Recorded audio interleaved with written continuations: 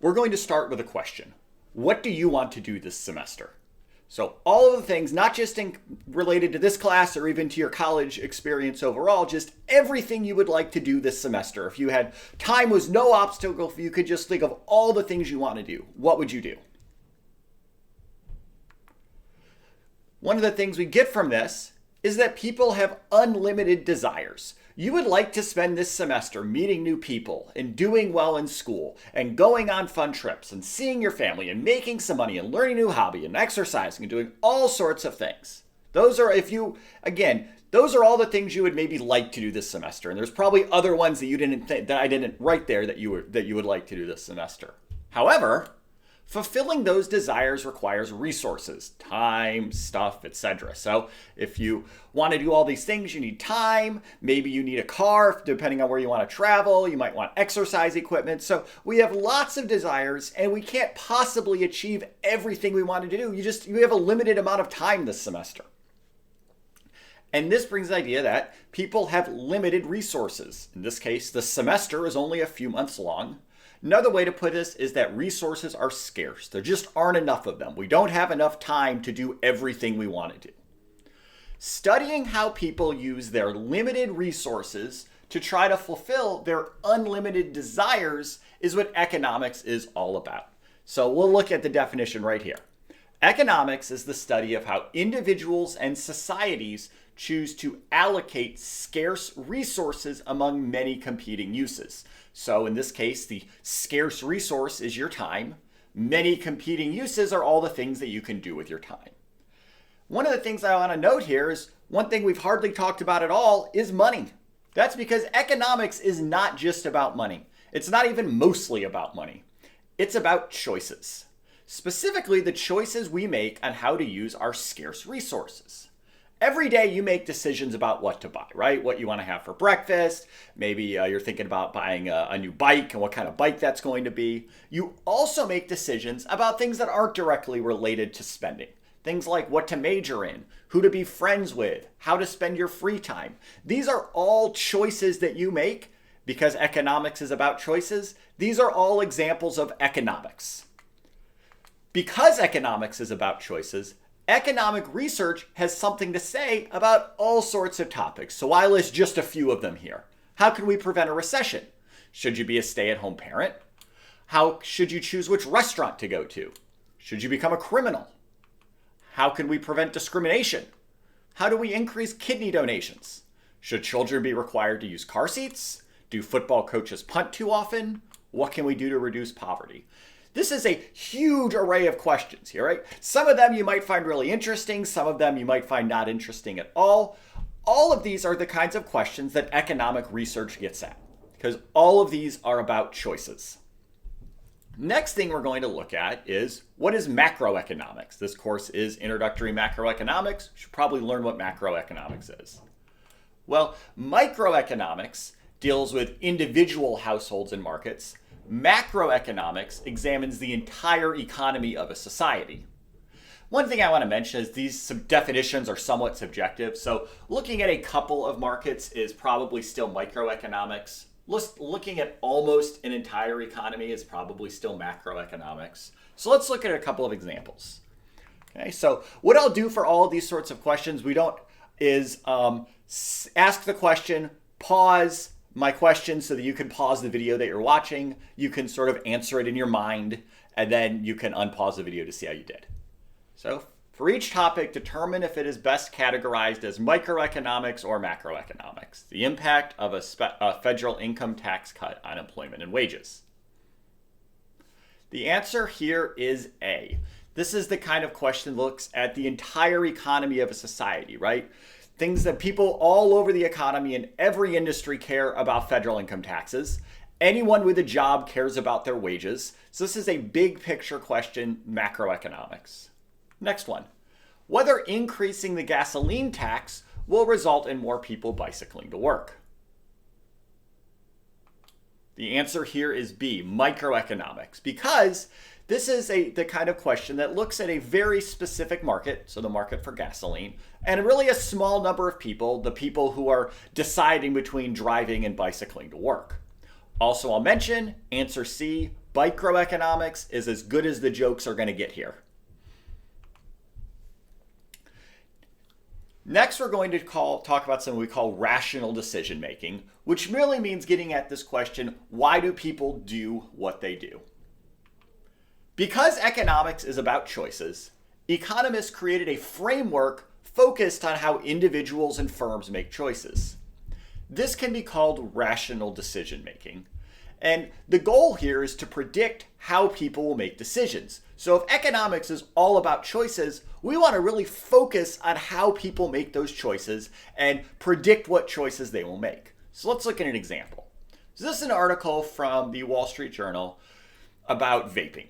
And it's talking about how schools are trying different methods to prevent students from vaping in school. So some students are using vape detectors in restrooms and randomly testing students for nicotine. Others have tried banning the use of bathroom breaks during class periods or removing stall doors. Others offer giveaways to encourage students to surrender their vapes. So the kind of question we want to look at is what happens when a school tries these strategies? So an economist looks to predict how students will respond. So if you are randomly tested for nicotine, how will this affect your choice of whether or not to vape? One of the things we want to note is this is different than stating what students should do, right? The goal here of an economist is not to say, well, vaping is expensive and it's bad for your health, so you shouldn't do it. What we're thinking about here is predicting how students will respond to these various rules and schemes that the school puts in place. So we are going to start with some principles of rational decision making. Essentially, we have this idea that we want to come up with a framework for how people make decisions. We have lots and lots of decisions that economics looks at. We've said that. And there's so much going on. Like, think about the decision of what you're going to major in college. There's a lot of things that are going to factor into your mind. How much do you like the classes? How difficult are they? How are they going to relate to the kind of job you want to get after college? Big questions. So what we want to do is we're going to take all of these ideas of decision making and we're going to boil them down to 3 principles. So we're going to say these 3 core principles are going to guide everything we do this semester when we're thinking about how people make decisions. So the first principle we say the true cost of something is what you give up for it. This is a really important economic principle, maybe the most important thing you'll learn about in economics. So let's think about costs. We'll say that you are considering 2 options for your housing next year. Your first option is you can live in a 1-bedroom apartment in East Lansing for $650 per month. Your second option is you can live with your parents 30 minutes from school for free. So if we're thinking about costs, the first thing that jumps off the page is, okay, one costs $650, one costs $0. However, when you make this choice, you will likely be thinking about more than price. So for example, privacy, commute time, maybe your parents will help you with cooking and laundry. Maybe your parents will do a lot of lecturing and make you do chores. These are all things you would probably think about when you're deciding whether to live with your parents for free or pay to rent an apartment. So one of the things we want to note is in the previous example, the cost of living with your parents is not 0, right? There may be no financial cost. You're not having to pay your parents $650 a month or some amount, but there are still costs. Specifically, the cost of living with your parents is that you will not be living in an apartment. You are giving up the chance to live in an apartment. What that means is you will not have the privacy and short commute that the apartment will allow. And we can sort of think about the importance of this. So if you spend an hour commuting each day to class, that's an hour that you cannot spend studying or working. So this is a real relevant concern if you're deciding how you're going to spend your time. So maybe it's worth spending some extra money for you to be able to avoid that hour of commuting.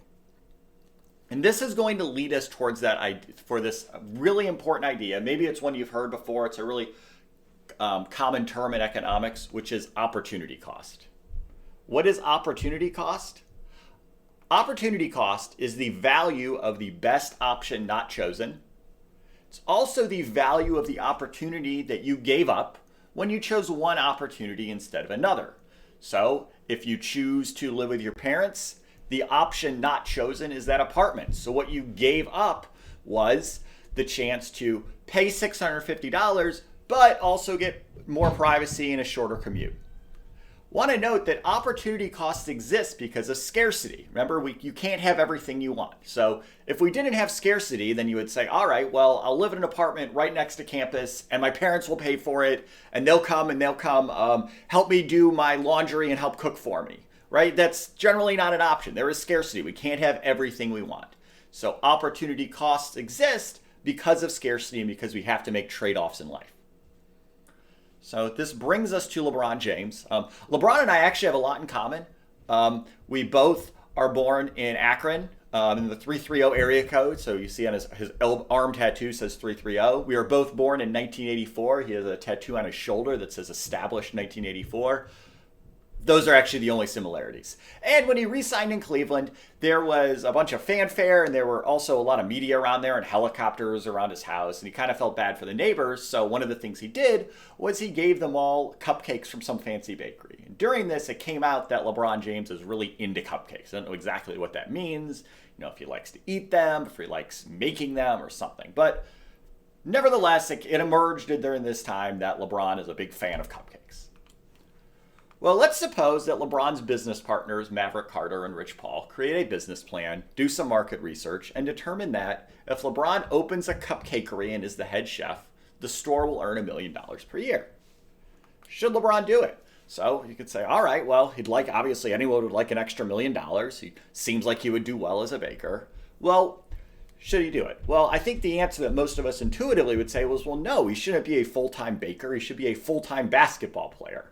Specifically, again, if he chooses to be a baker, the cost of that is what he gives up. And what he will give up is the $35 million a year he makes playing for the Lakers. $35 million is obviously greater than $1 million. So the reason you should not open up a bakery, despite the fact that it would earn $1 million, is because what he would be giving up, the best option not chosen, is the option of not running a bakery, but playing basketball and being paid $35 million to do that. The second principle is that people act in their own self-interest. And so this is a really misunderstood principle, so I want to make sure we understand what we're saying here. So self-interest is the idea that people choose to do the things that interest them. Simply put, people choose to do what they want to do. And again, that's sort of an obvious idea, but we're going to see throughout this semester that this is an important idea. So one of the things I want to clarify, and again, this relates to the idea that this is a very misunderstood idea. Self-interest does not imply that people always act selfishly, and self-interest does not imply that people never make mistakes. So people think that, you may hear and then think, self-interest means that everyone's a sort of selfish robot, and economists always assume that you're being very selfish, very robotic, do everything you can just to get a few more dollars of money. That's not the case. In fact, economics has a lot to say about why people start smoking, make poor financial decisions, and become addicted to illegal drugs. So let me sort of hone in on this a little bit. Suppose an economist observes an individual doing something that she believes is against this person's self-interest. For example, giving money to charity. So she has two options. She could throw her hands in the air and say, people are irrational, they make choices that make no sense, so we cannot predict their behavior. This doesn't really get us very far as economists, right? So we could say, people are supposed to be self-interested. When you give money away, you're not getting anything in return. So this person, we can't figure out what they're going to do. Alternatively, we could think about this a little more carefully and investigate why this individual is giving to charity. So think about some reasons that someone might give to charity. So maybe you enjoy talking to your friends about how generous you are. This is sort of a more cynical reason, right? That you're not really giving to be nice, you're giving so that you can feel better than other people.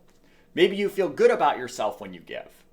Maybe you believe that your gift will make a difference for a cause you care about, whatever that cause may be. So these are all reasons why you would give to charity, and all reasons why giving to charity would be in your self-interest. And again, it's not like your self-interest financially, it's just what you think is the best thing to do. In fact, the assumption of self-interest really means whenever I see somebody doing something, I know they are acting in what they believe to be their own self-interest. A related idea to this is that people respond to incentives. What's an incentive? An incentive is an opportunity to make yourself better off and something that induces a person to act. People respond to incentives by acting to make themselves better off. So this relates to this idea of acting in your own self-interest, right? If I have a chance to do something to make myself better off, and better off is up to me. So maybe for the example we had earlier, this person that finds that they will be better off if they donate to charity because it's, again, something they really care about. So they will respond to this incentive by donating money to a charity. So let's get back to something we talked about at the very beginning of class. So what are the incentives created by things like vape detectors in bathrooms or rewards for turning in vape pens? So maybe if we put vape detectors in bathrooms, maybe that will incentivize students to not vape in school. Or maybe it will incentivize students to sneak out into the parking lot and vape. Rewards for turning in vape pens. Well, maybe we're creating an incentive there for you to turn in your vape pen, but maybe we're also creating an incentive for you to steal someone else's vape pen and turn it in. Okay? So this is the second big principle. Next time, we're going to look at the third principle of rational decision making.